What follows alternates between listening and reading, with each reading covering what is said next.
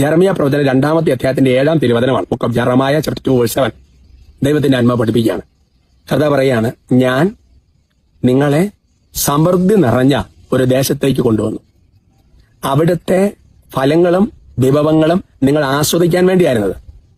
എന്നാൽ അവിടെ എത്തിയ ശേഷം നിങ്ങൾ ആ ദേശം ദുഷിപ്പിച്ചു എന്ന് പറഞ്ഞിരിക്കുക, അവകാശത്തെ മലിനമാക്കി എന്ന് പറഞ്ഞിരിക്കുക.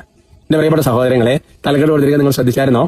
ജെറമിയ ചാപ്റ്റർ 2:7 തലക്കെട്ടിന്റെ കൊടുത്തിരിക്കുന്നത് എന്തിനാ എന്നെ ഇവിടെ കൊണ്ടുവന്നത്? ഇത് നെഗറ്റീവായ അർത്ഥത്തിൽ പറയുന്ന ആൾക്കാരുണ്ട്. ദൈവം ഈ കുടുംബത്തിലോട്ട് എന്തിനാ എന്റെ കർത്താവ് എന്നെ കൊണ്ടുവന്നത്? പല ഞെരുക്കങ്ങളും ദുരിതങ്ങളും പ്രശ്നങ്ങളും സഹനങ്ങളും കൊണ്ടാകുന്ന സാഹചര്യത്തിൽ പറയാം. അല്ലെങ്കിൽ ഒരു ദേശത്തേക്ക് നമ്മൾ ഇന്ന് ജോലി കിട്ടി, എന്തിനാ എന്റെ കർത്താവ് ഇവിടെ കൊണ്ടുവന്നൊരു ചോദ്യം വരാം.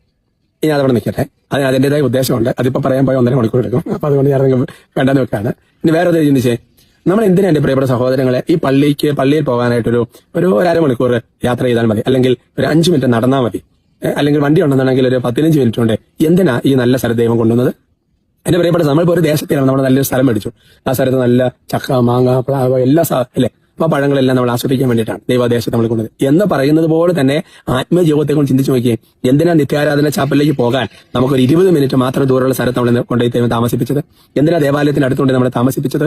എന്റെ പ്രിയപ്പെട്ട സഹോദരൻ ഒരു കാര്യം മനസ്സിലാക്കണം. എന്തിനു വേണ്ടിയിട്ടാ? അതെല്ലാം നമ്മൾ അനുഭവിക്കാൻ വേണ്ടിയിട്ടാണ്. ചിന്തിച്ചു നോക്കിയേ. എന്റെ പ്രിയപ്പെട്ട സഹോദരങ്ങളെ, നിങ്ങളുടെ ദേശത്ത് ഇപ്പൊ എവിടെയെങ്കിലും നിങ്ങൾക്ക് ആ രൂപതയിൽ ആ ദേശത്ത് ഒരു ധ്യാനകേന്ദ്രമോ 1 അല്ല 9 കാണും. അല്ല, എന്തിനാണ് അവിടെ ധ്യാനകേന്ദ്രം കുറിച്ച് ആ ദേശത്ത് നിന്ന് താമസിപ്പിക്കുന്നത്? ഇതെല്ലാം അനുഭവിച്ച് നമ്മൾ ഒരുപാട് കൃപയിൽ വളരാൻ വേണ്ടിയിട്ടല്ലേ? ഒരു വൈദിക ജീവിതത്തിലേക്ക് വന്നിരിക്കുന്ന, സന്യാസ ജീവിതത്തിലേക്ക് വന്നിരിക്കുന്ന, അല്ലെ സെമിനാരി പഠിക്കുന്ന, ഒരു സൃഷ്ടാകം പഠിക്കുന്ന കൊച്ച് ഒന്ന് ചിന്തിച്ചു നോക്കിയേ.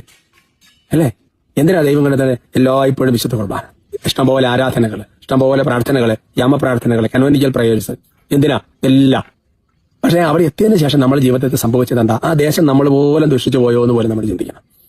ശരിയല്ലേ? കാരണം ഇതൊന്നും നമ്മൾ പ്രയോജനപ്പെടുത്താതിരിക്കുകയാണ്. സത്യത്തിൽ ദൈവം ഇവൻ പിന്നെ ഇതൊക്കെ കുറച്ചൊക്കെ പള്ളിയിലൊക്കെ പോകും പ്രാർത്ഥിക്കണം, ഇവൻ നന്നായിട്ട് പോട്ടെ എന്ന് വിചാരിച്ച് ദൈവം സാഹചര്യങ്ങൾ ഒരുക്കുക.